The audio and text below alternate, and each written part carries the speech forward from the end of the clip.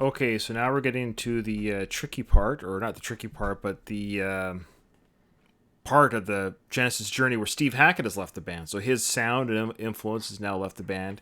And you could probably argue, and this is just me speaking without any education on Genesis really, but this is probably where Phil Collins' solo career and Genesis career kind of, as far as influence or kind of like the Phil Collins solo artist was probably bubbling within him as he's doing these Genesis songs still within the band. That's my guess.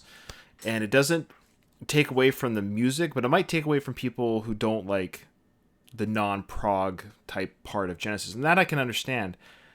To me, a good song is a good song. I'm not necessarily a prog rock fan. To be honest with you, Genesis is the biggest or the best prog band that I've ever really, really liked. I listened to Rush on my channel. I've listened to Pink Floyd, and I'm starting to listen to another group called Porcupine Tree, but even they're quite accessible. And I admit I'm not a big fan of it, but Genesis really allowed me to understand and appreciate it better. So I think Genesis is a great gateway drug to the prog sound, and I'm starting to understand it a little bit better and get into it more.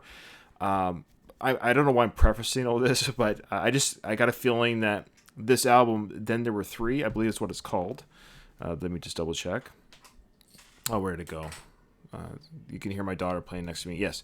And Then There Were Three. Now, it's weird. iTunes, for whatever reason, doesn't have this album. It's weird. It doesn't have the album. I don't know why that is.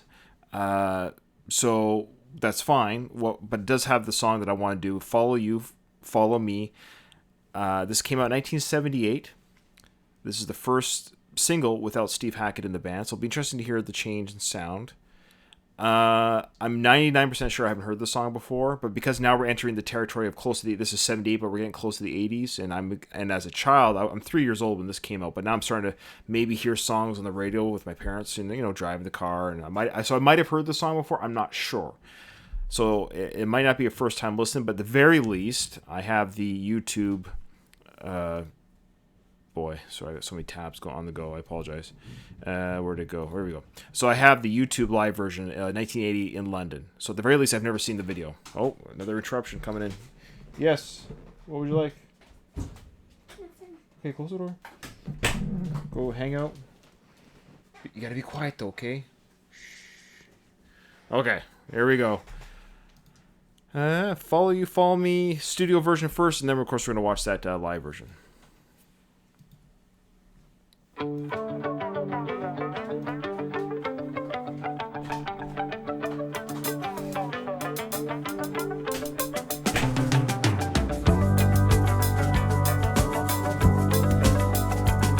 Very updated sound.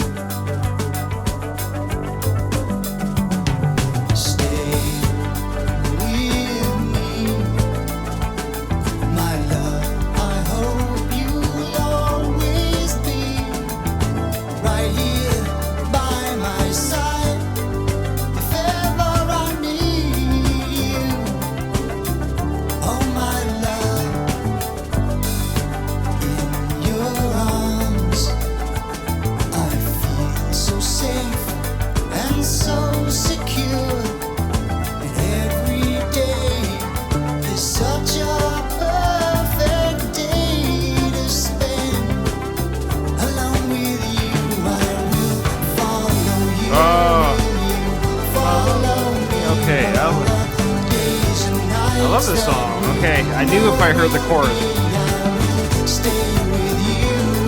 I like this song.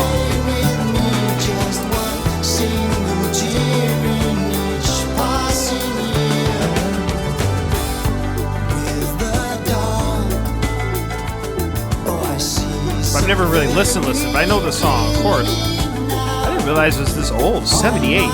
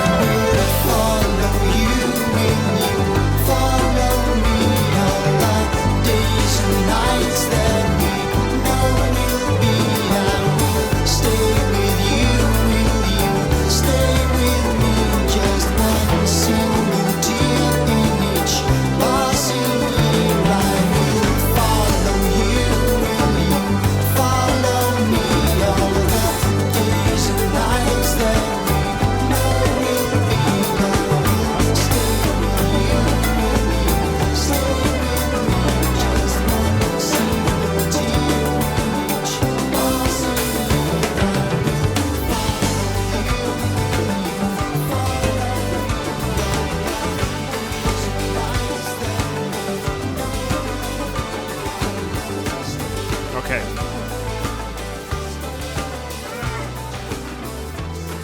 What's that? After I've done my video. Alright guys, just wait 1 second. I can do some magic here. Let's pause this. Before I do, I'm just going to pause this, but it'll be instantaneous for you. My kid wants toast. He's got to get toast. Parenting comes first. But I just can't believe I know I've heard the song before, and I love this song. I haven't heard it forever. It's been decades, probably. I don't know, 20, 25 years. I don't know if I've ever even listened to the song before. Like I said, I've been, car rides with my parents when I was a kid. It's probably on the radio all the time. Yeah, careful, sweetie. But I love that chorus. It's a great song. But I can tell you, I can see why people were like, what's Genesis doing? What are they doing? They've lost Steve Hackett. Oh no. But I don't know. I don't know what to tell you. I'm one of those weird people where I like Sammy Hagar and David Lee Roth. You know what I mean? I like Bon Scott and Brian Johnson. I like both. And I'm this way with Genesis. I enjoy both. I don't have to choose. I get to choose both versions. And I get to choose the coming up on the 80s Genesis version. I like it. I like what he does. I like what Phil does. I like his vocals. I like their style. So it's a good song. It's a nice song. It's hard not to like that song. So I'm looking forward to watching the live version, but I'm just going to pause it right now, and we'll get back to it in just a second. Okay, see? Look, just like that, I'm back. Everything's fine. Everything's dandy. Kids are fed. My beautiful wife is watching them so I can finish this video uninterrupted, I hope. All right, here we go. Genesis, Follow You, Follow Me, live, 1980. And during that break, actually, somebody, comments were coming in on the previous videos I did. And someone sent me, somebody sent me the link of Genesis in Concert 76, because I did that song, where is it? I Know What I Like. But all the other songs I've already listened to, Fly on the Wall, Carpet Crawlers, Core Cinema, Supper's Ready, Los Endos. It's kind of unfortunate, not in a bad way, but I Know What I Like was the first Peter Gabriel song that I listened to for the first time and got to watch with the Phil singing that song. So maybe there's other ones in the future I can do, but it's cool that concert's out on my own time, not on camera. I'm going to listen to this concert. Again, thank you for all the comments everyone brings and all your insights and information. Okay, here we go.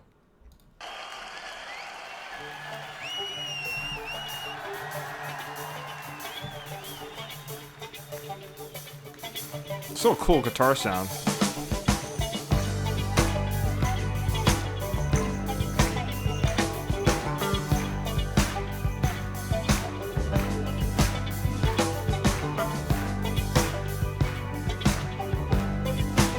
So Phil's probably 30 here, is that right? It's crazy, so young. Still so young. Stay with me. I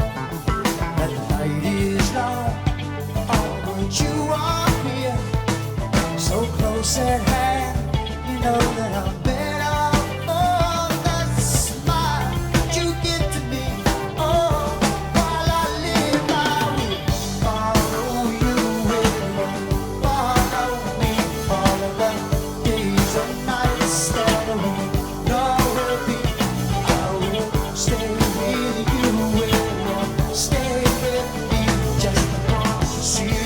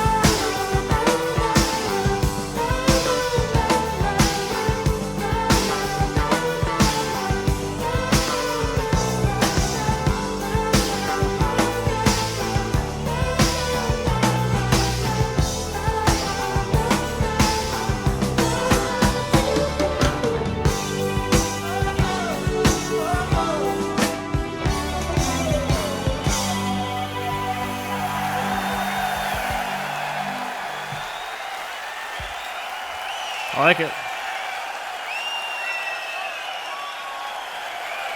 I like it. There's something about. I mean, I like Phil. I like him a lot. I just do. He's just so cool. He's got a cool personality. He's just got a cool stage presence himself. He's a natural frontman.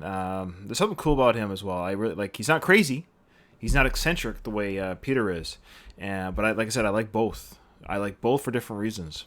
I am not picking mom over dad here. You know what I mean? I love both equally and for different reasons. And I really love Phil. I love his presence on stage, his incredible singing voice. And he's just cool. And I'm mad at myself for missing the boat here. I would have been 5 years old when this concert came out. So, I mean, obviously still very young, but I was, I was incorrect about how cool Genesis was. Yeah. Anyways, it's cool to see as well the young people in the crowd. And look, let's be honest, this song probably got a lot of people listening to Genesis. I would assume these more accessible songs got people listening to the band where they maybe didn't before. And that's good. That's good for the band. I mean, they're mega rich now because of it, right? And not to say that that equals talent, but I'm just saying, let's be honest, they made songs that people gravitated towards and built them into the juggernauts that they became. And this was certainly that. I think this is the first song that I've been listening to during my journey where it's the most accessible. And it's a beautiful song. I really like it. It's a beautiful song. I know some Genesis fans might disagree or say, hey, they're sick of it or whatever. But I even though I'm familiar with it, I haven't really listened to it until really today. Though I've heard it before. I've heard it, but I've never listened. But yeah, it's a great song, great chorus, and I can't believe it came out in '78. Like that's 42 years ago. So, anyways, awesome stuff. I'm looking forward to doing more from Then There Were Three. If anyone wants to tell me why it's not on iTunes, at least not in Canada, it's weird that one's not on iTunes. Or I'm not seeing it. Anyways, all right, thanks, guys.